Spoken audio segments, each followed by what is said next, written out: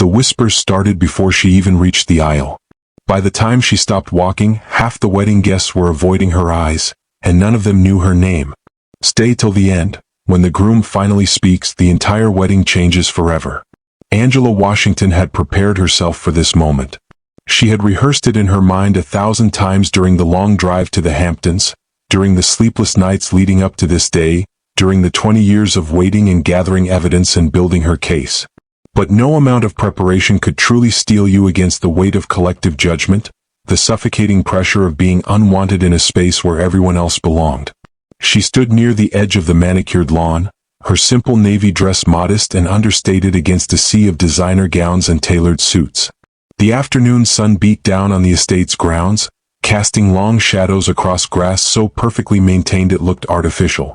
White chairs arranged in neat rows faced an elaborate floral arch where the ceremony would soon take place. Champagne flutes caught the light like tiny prisms. String music floated through the air, delicate and refined. And everyone, absolutely everyone, was staring at her. Not directly, of course. These were people who prided themselves on decorum, on the subtle art of social exclusion that never looked quite like cruelty if you were watching from the outside. But Angela felt their eyes like physical touches. A woman in a peach dress leaned toward her companion, lips barely moving as she spoke. A group of men in expensive suits glanced her way, then deliberately turned their backs, forming a wall of broad shoulders and dismissal. Teenage girls in bridesmaids' dresses giggled behind their hands, their youth making their mockery somehow more cutting. The message was clear without anyone having to speak it aloud. You don't belong here. Angela moved slowly through the crowd, each step deliberate, her spine straight and her chin level.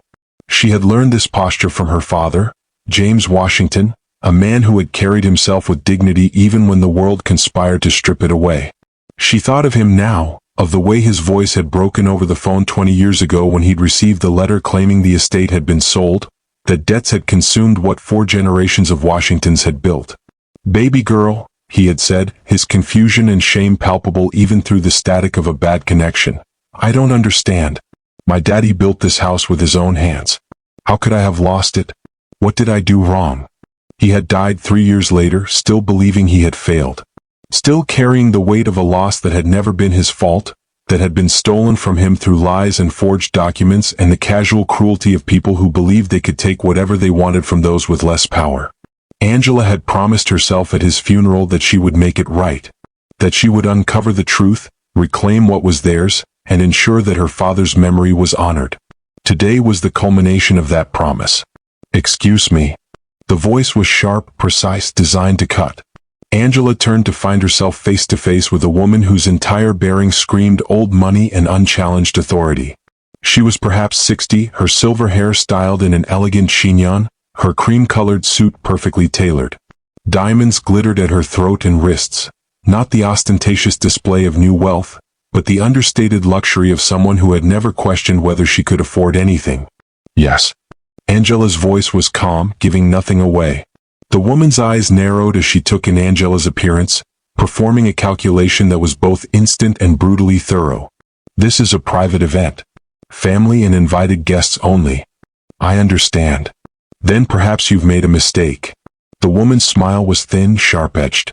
"The public beach is about 2 miles that way." She gestured vaguely toward the road. Around them, conversations had begun to pause. Other guests were tuning in to this exchange, drawn by the promise of drama the way sharks were drawn to blood in the water. Angela met the woman's gaze steadily. "I haven't made any mistake. I'm Victoria Bradford." The name was delivered like a trump card, like something that should inspire immediate recognition and deference. "This is my family's estate, and I know every single person on our guest list. Your name isn't on it. Perhaps you should check again." Victoria's face flushed, a delicate pink that spread from her cheeks down her neck. "Are you suggesting I don't know my own guests? That I don't know who belongs at my son's wedding?" The word belongs hung in the air between them, weighted with more than its literal meaning. "I'm not suggesting anything, Mrs. Bradford. I'm simply here." "Well, you can't be." Victoria's voice was rising now, drawing more attention. She seemed to realize this and modulated her tone, but the anger still simmered beneath the surface. "Security." She snapped her fingers, an imperious gesture that made Angela's jaw tighten, and two uniformed guards materialized from near the main house. Mrs. Bradford? The older guard approached cautiously. He was black, perhaps in his late 50s, and something in his eyes when he looked at Angela suggested recognition, or perhaps simply the weary understanding of someone who had seen this scene play out before in different variations. This woman is not on our guest list. Please escort her from the property. The guard shifted uncomfortably. Ma'am, has she done something? She's trespassing. That's quite enough. Remove her. Now. Victoria's voice had taken on a hysterical edge. Before she disrupts the entire ceremony. Angela gathered her small clutch purse, preparing to follow the guards. But instead of heading toward the main gate as they clearly expected, she turned and walked toward the garden path, the one that wound past the rose bushes her grandmother had planted, past the old oak tree where her grandfather had proposed, toward the reflecting pool that had been installed to commemorate her great-grandfather's service in World War II. Where is she going? Victoria's voice pitched higher. She's walking the wrong way. But Angela wasn't walking the wrong way. She knew exactly where she was going. Her feet followed a path they had walked countless times in childhood, during summer spent here when the estate still bore the Washington name, when her father had told her stories about their family's history while they fed the ducks in the pond or picked vegetables from the garden. She sidestepped a loose flagstone near the rose garden without looking down, the same stone that had been loose for 30 years, that everyone who knew the property learned to avoid. She took the shortcut past the carriage house, the one you couldn't see from the main lawn, the one that only people intimately familiar with the grounds would know existed. Behind her, she heard Victoria's confusion turn to panic. How does she know about the carriage path? Who is this woman?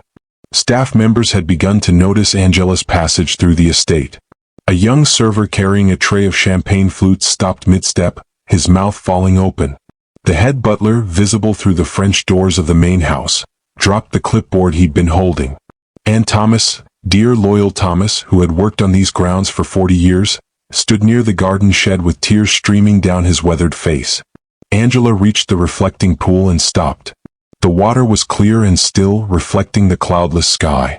The brass plaque that had once been mounted on the stone rim was gone, removed sometime in the past 2 decades, but if you looked closely, you could still see the outline where it had been.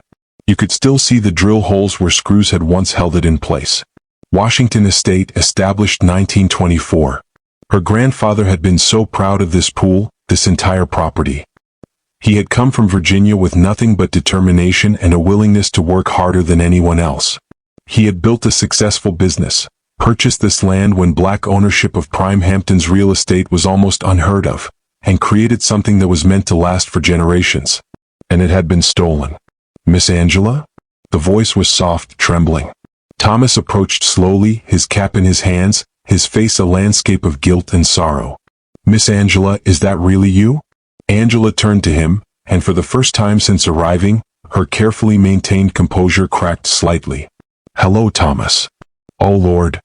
His voice broke. Oh, Lord, your daddy would be so proud to see you standing here. You look just like him. Same eyes. Same way of carrying yourself.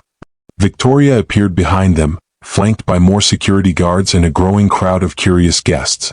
Thomas, what are you doing? Do you know this person? Thomas looked at Victoria, then back at Angela. Decades of training warred with decades of suppressed truth in his expression. Ma'am, she used to what? Victoria demanded. She used to live here, Thomas said quietly. Long time ago. Before you folks came. The revelation sent a ripple through the gathered crowd. Whispers intensified. Phone cameras were surreptitiously raised. Victoria's laugh was brittle. That's ridiculous. The Bradford family has owned this estate for 20 years. We purchased it legally. We have documentation. Do you? Angela's voice was soft but carried perfectly in the sudden silence. That's interesting, Mrs. Bradford. Because I have documentation too. And mine tells a very different story.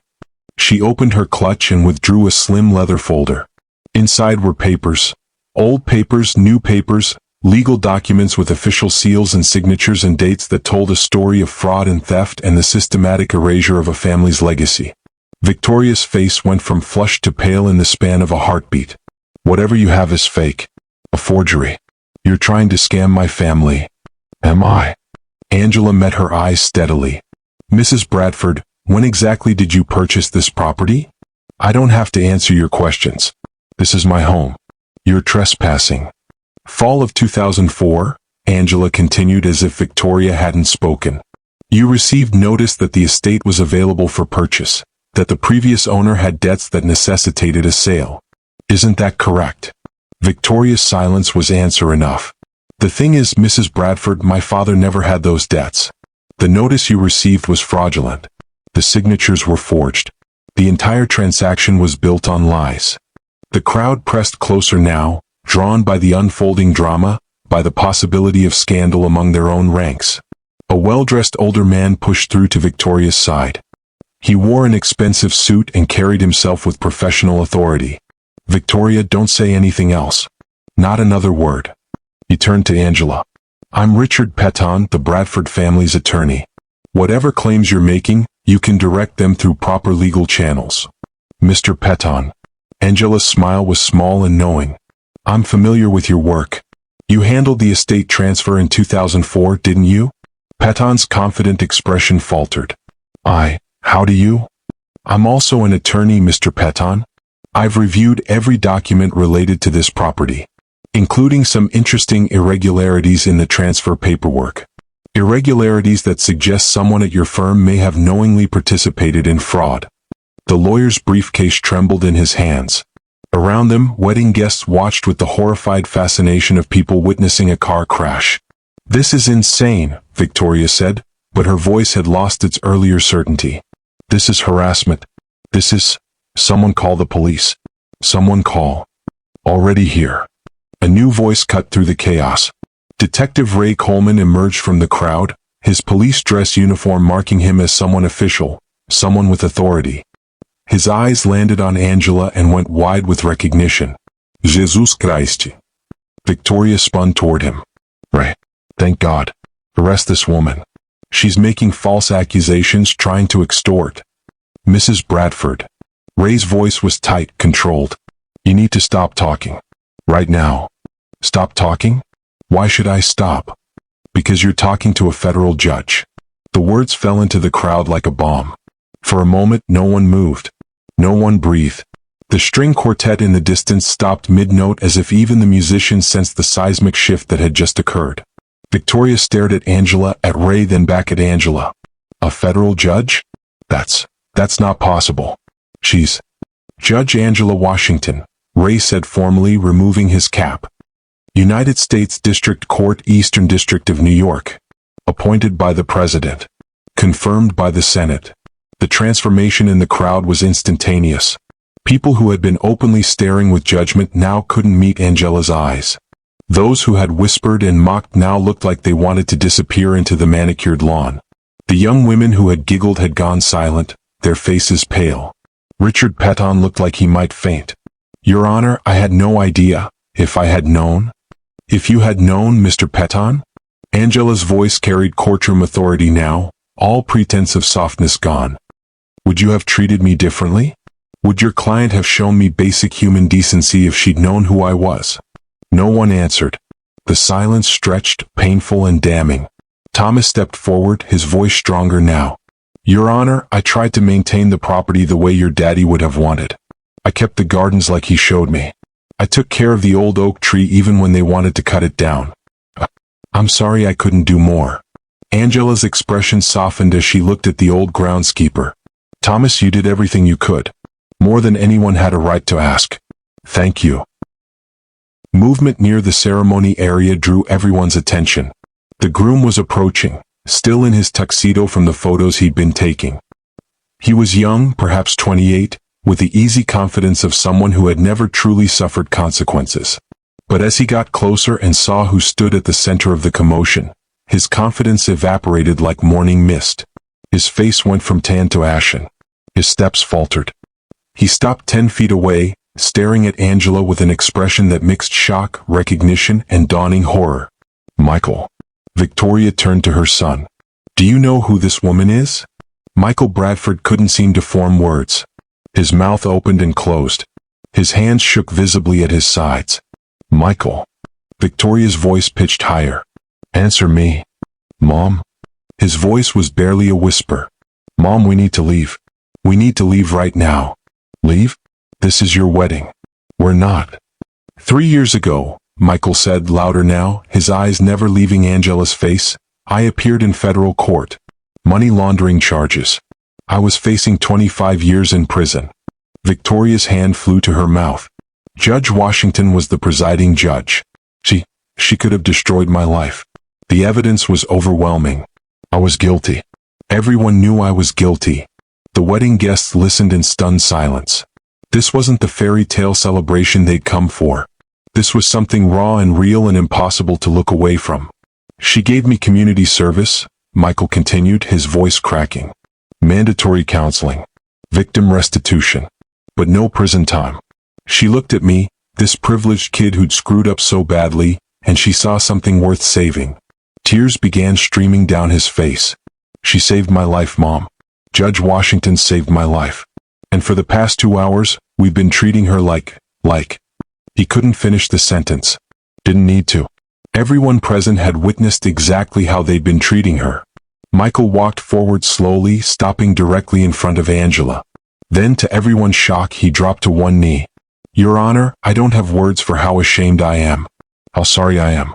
My family has, we've. He took a shuddering breath. Everything you did for me, the mercy you showed, and this is how we repay you. Angela looked down at him, her expression unreadable. Mr. Bradford, please stand up. He rose but couldn't meet her eyes. Your Honor, Victoria's voice was small now, all her earlier aggression gone.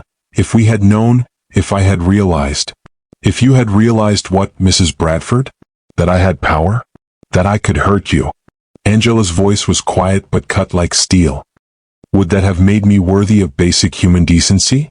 Should people only be treated with respect if they can punish you for mistreatment? Victoria had no answer. Angela opened her leather folder fully, spreading documents on a nearby table. These are the original property deeds, signed by my grandfather in 1924. These are inheritance papers, legally transferring ownership to my father in 1952, and to me upon his death in 2007. These are county tax records showing continuous payment by the Washington Family Trust.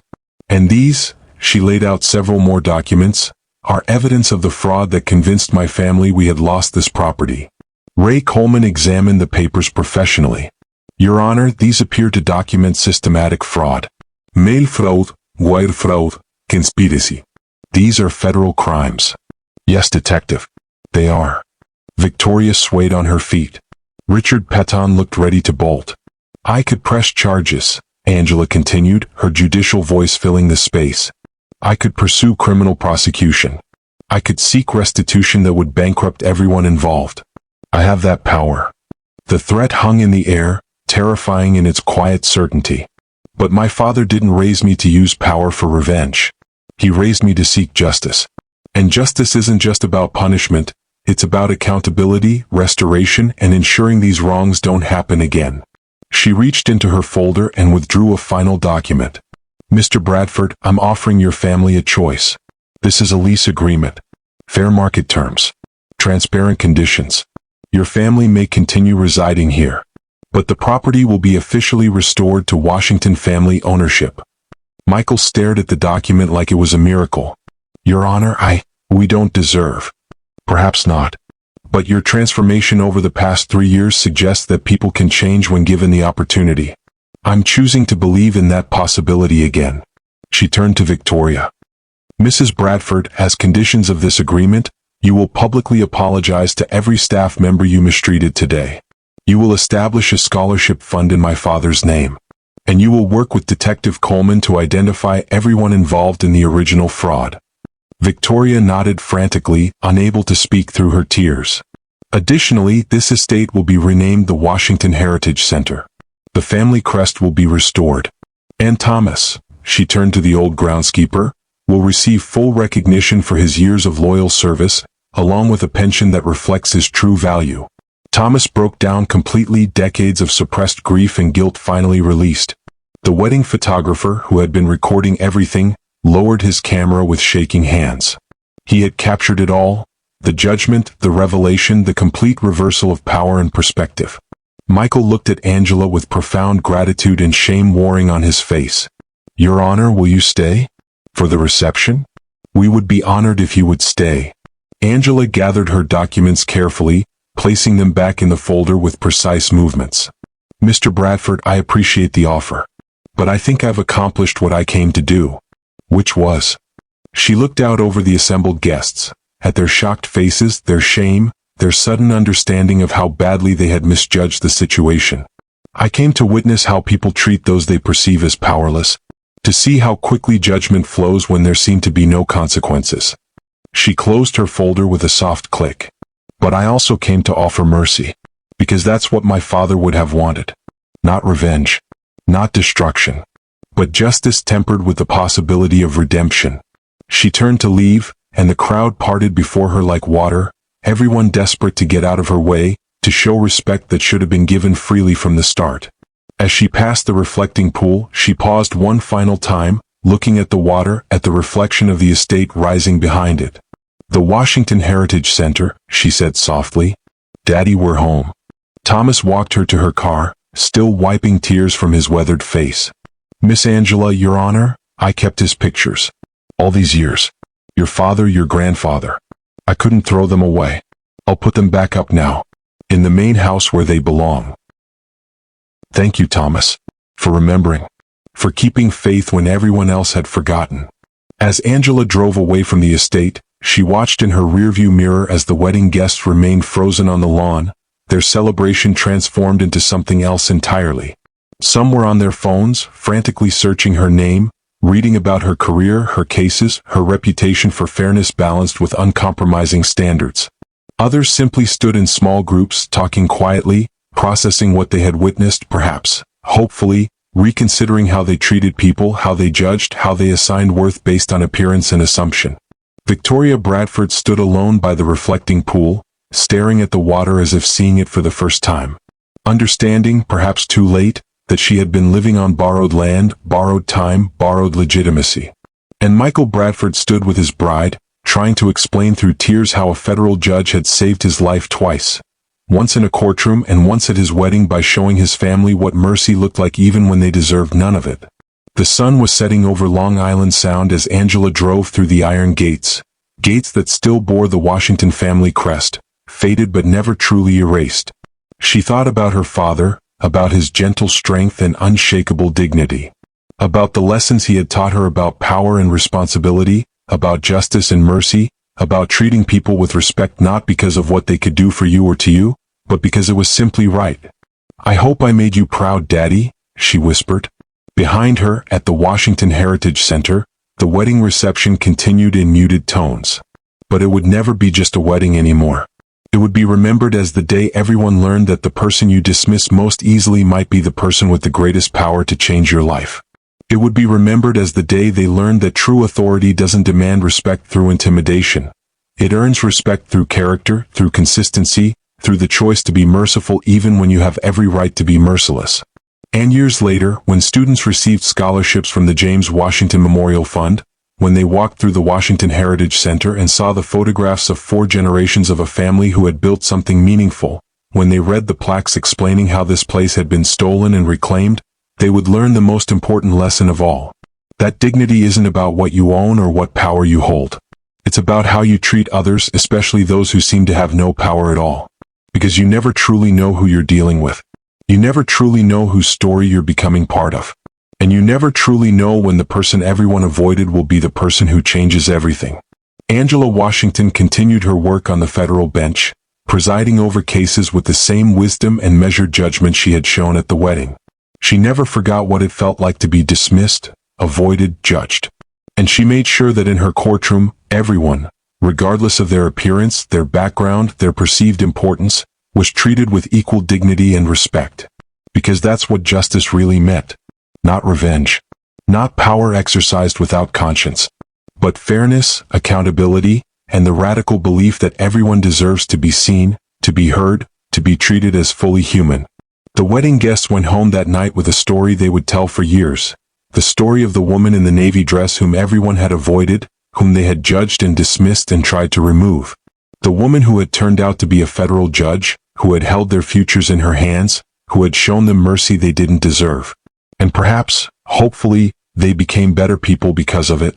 Perhaps they treated the next person differently.